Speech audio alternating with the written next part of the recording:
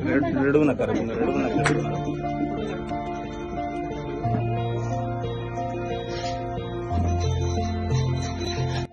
10 सप्टेंबरला देवमाणूस या मालिकेचा शेवटचा एपिसोड दाखवून झाला.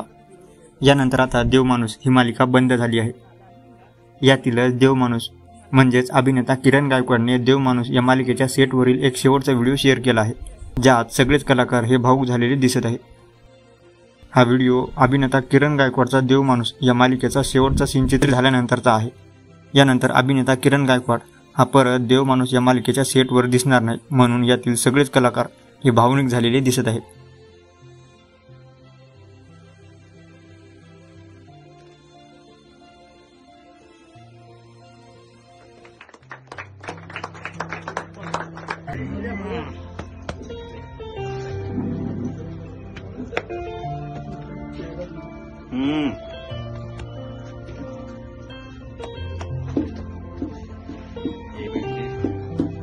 रडू नका रडू नका रडू नका.